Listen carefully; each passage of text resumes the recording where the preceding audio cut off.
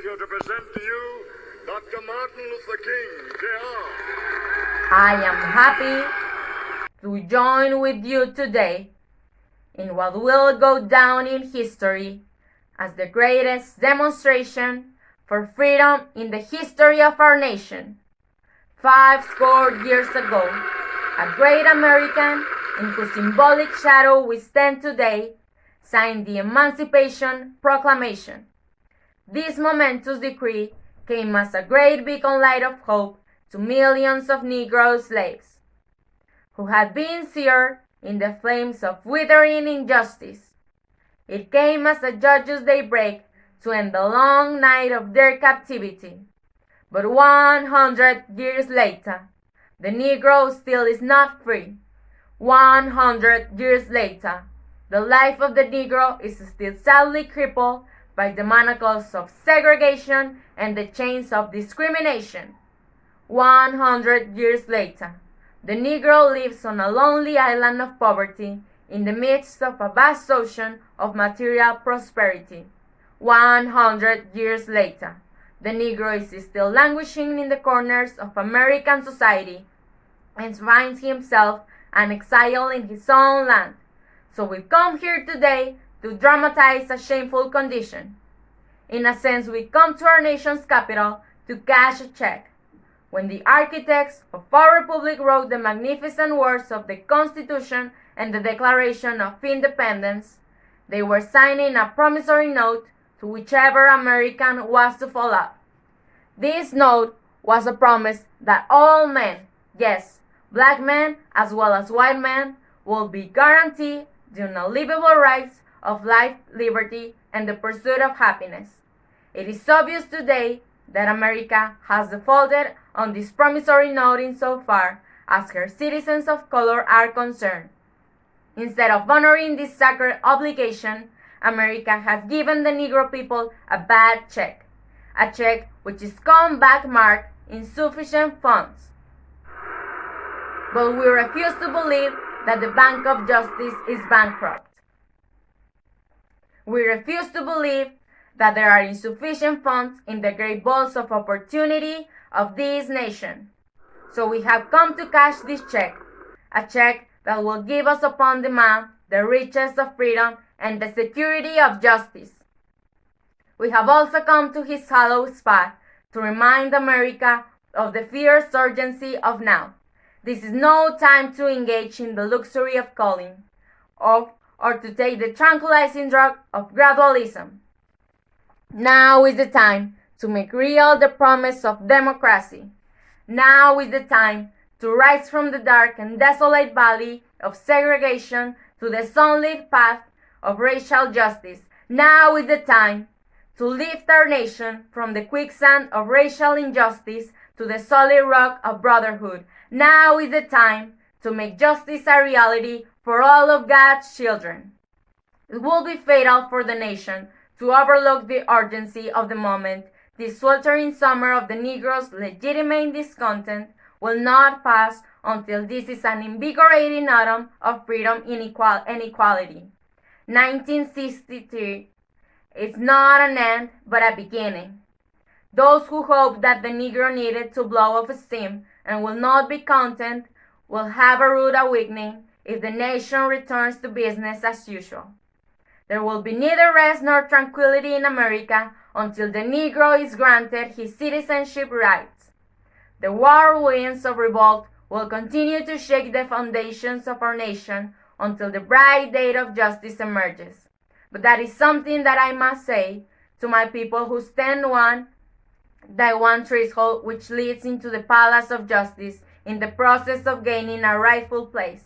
We must not be guilty of wrongful deeds, does not seek to satisfy our thirst for freedom by drinking from the cup of bitterness and hatred. We must forever conduct our struggle of the high plane of dignity and discipline. We must not allow our creative protest to degenerate into physical violence. Again and again, we must rise to the majestic heights of meeting physical force with soul force. The marvelous new militancy which has engulfed the Negro community must not lead us to a distrust of all great people. For many of our white brothers, as evidenced by their presence here today, have come to realize that their destiny is part of an object. They have come to realize that their freedom is inextricably bound to our freedom. We cannot walk alone, and as we walk, we must make the pledge that we shall always march ahead. We cannot turn back. There are those who ask in the debates of civil rights, when will you be satisfied? We can never be satisfied as long as the Negro has the fifth victim of the unspeakable horrors of police brutality. We can never be satisfied as long as our bodies, heavy with the fatigue of travel, cannot gain lodging in the motels of the highways and the hotels of the city. We cannot be satisfied as long as the Negro's basic mobility is from a smaller ghetto to a larger one. We can never be satisfied as long as our children are stripped of their selfhood and robbed of that dignity by signs stating for whites only. We cannot be satisfied as long as a Negro in Mississippi cannot vote and a Negro in New York believes he has nothing for which to vote.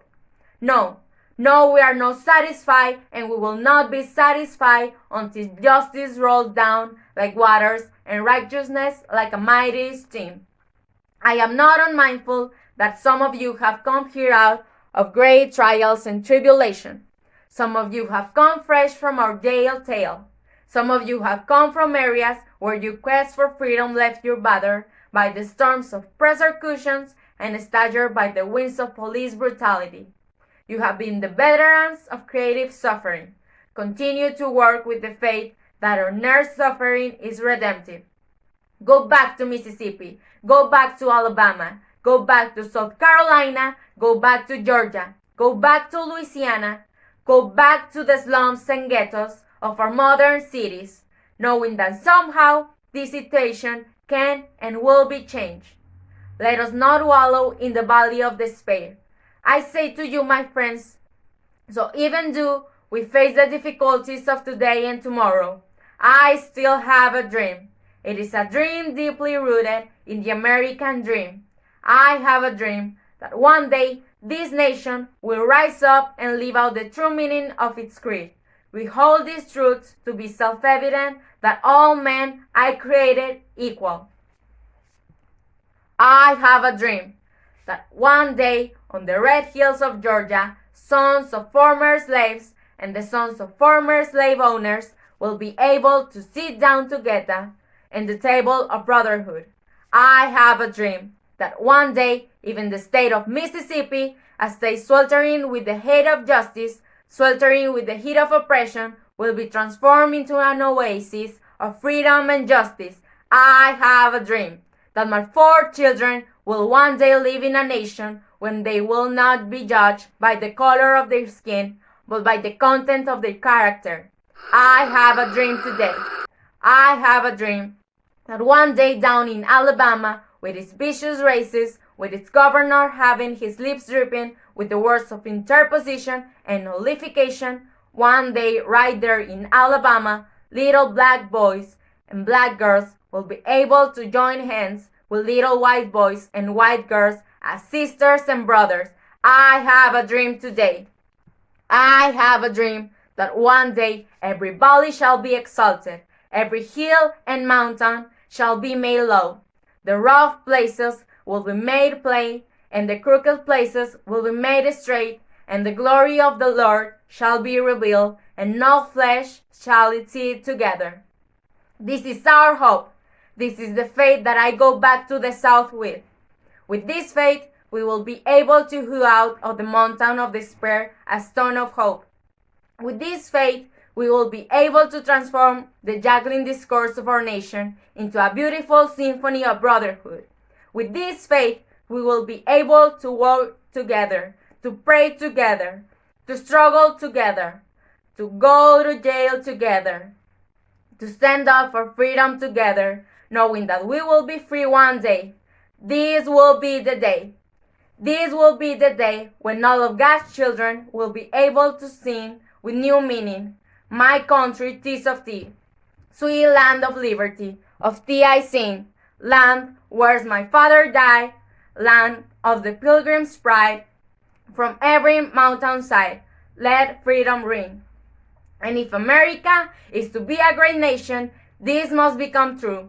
So let freedom ring from the prodigious hilltops of New Hampshire. Let freedom ring from the mighty mountains of New York. Let freedom ring from the heathen Alleghenies of Pennsylvania. Let freedom ring from the snow-capped Rockies of Colorado.